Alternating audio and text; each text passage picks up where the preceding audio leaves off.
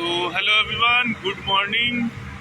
तो ये है किटीमैट कनाडा और यहाँ अभी हम लोग 15 दिन से डिस्चार्जिंग कर रहे हैं।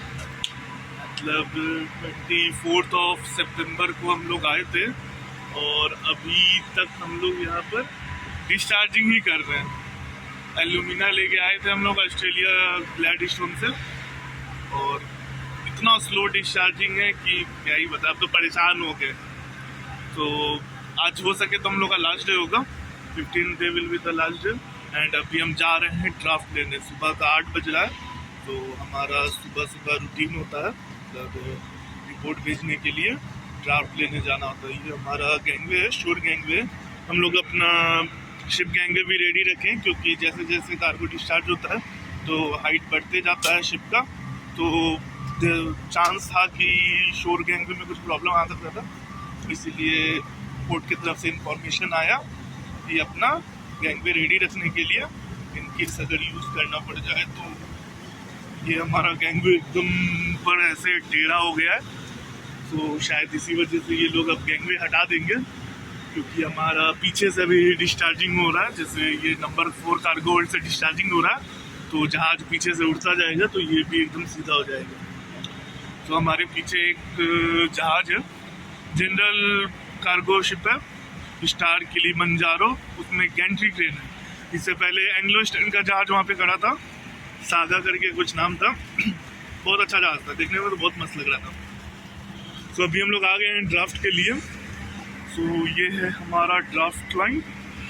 प्रॉब्लम क्या है यहाँ पर, इस शिप पे हम देखे हैं जनरली जब ड्राफ्ट कम हो जाता है तो ड्राफ्ट हम लोग रडर से पढ़ते हैं, बट यहाँ रडर पे ड्राफ्ट मार्क नहीं है, तो इसी वजह से यहाँ ड्राफ्ट पढ़ने में बहुत दिक्कत होता है।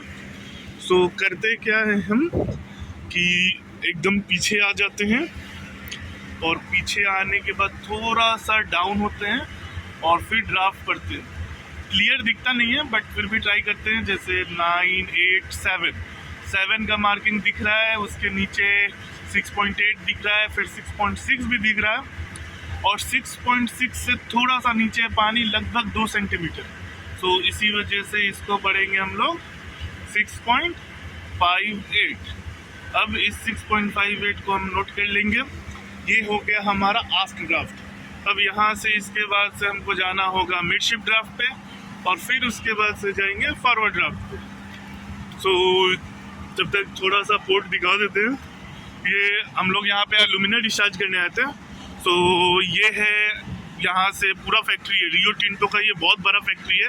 और ये किटीमैट जो विलेज है, ये छोटा सा टाउन टाइप का है, ये सिर्फ रियो टिंटो के लिए ही बनाया गया है। इस पूरे फैक्ट्री के लिए ही ये टाउन बनाया गया है।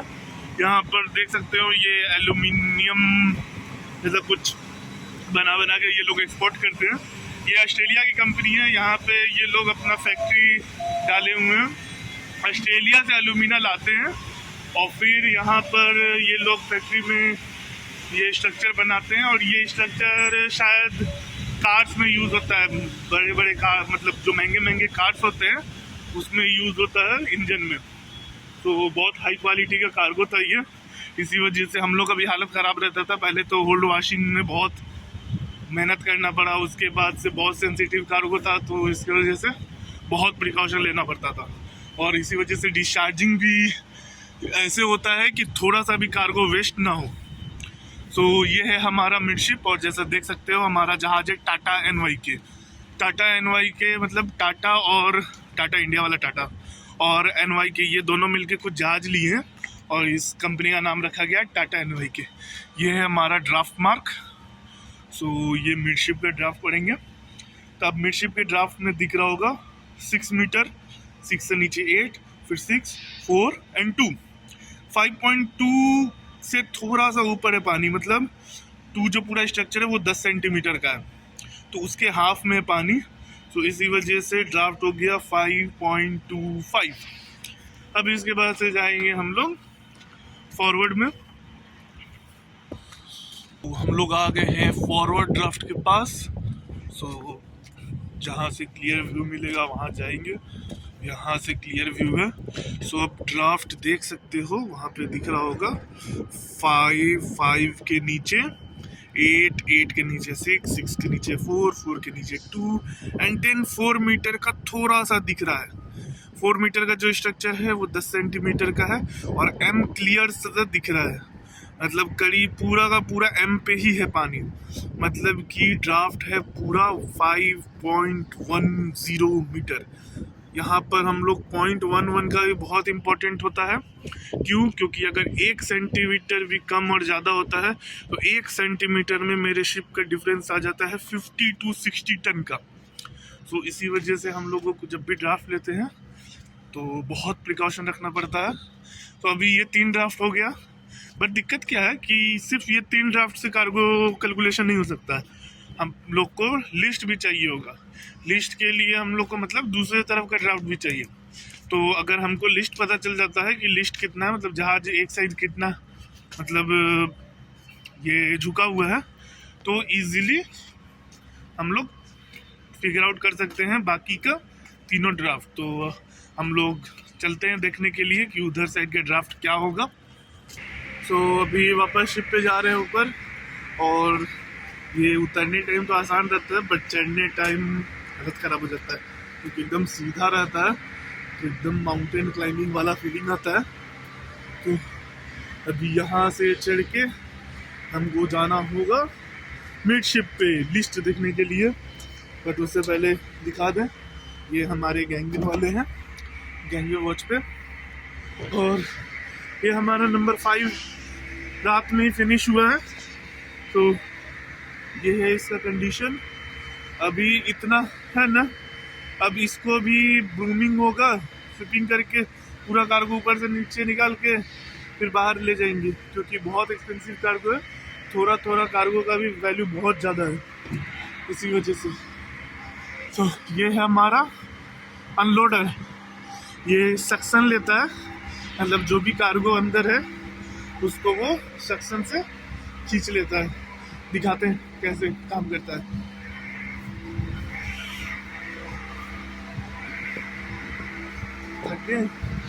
सुबह सुबह हालत ख़राब हो जाता है, और ऊपर से ठंडी भी बहुत है। ये देखो, ये इधर से जा रहा है, ये बीच में जाके अपना स्पॉट पकड़ेगा और फिर सक्शन लेगा। ये अभी शिफ्ट कर रहा है इसलिए उठाया हुआ है, इसको नीचे ले जाके रखेगा और फिर सक्शन स्टार्ट कर देगा, वो घूमने लगेगा और सक्शन स्टार्ट हो जाएगा। चलो अब दिखाते हैं अपना मिडशिप।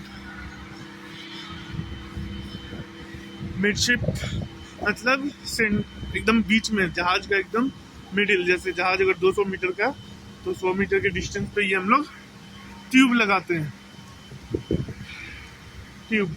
अब इधर हम लोग पानी मेजर करेंगे, तो इधर पानी है 64 सेंटीमीटर, इधर 64 है।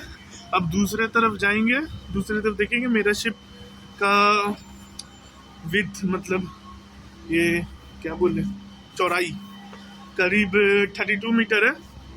सो उधर जाएंगे, उधर भी देखेंगे कितना है। ये हमारा ट्यूब है जो कि बिना किसी मतलब किसी उसको क्या बोलते हैं, जो भी बोलते हैं। यहाँ पर है 82 सेंटीमीटर। उधर कितना था, भूल गए, 65 था से। वीडियो के चक्कर में कभी कभी काम से कभी ध्यान नहीं जाता है। उधर 82, इधर 65 था, 64 था, 64 या 65 ऐसे कुछ था।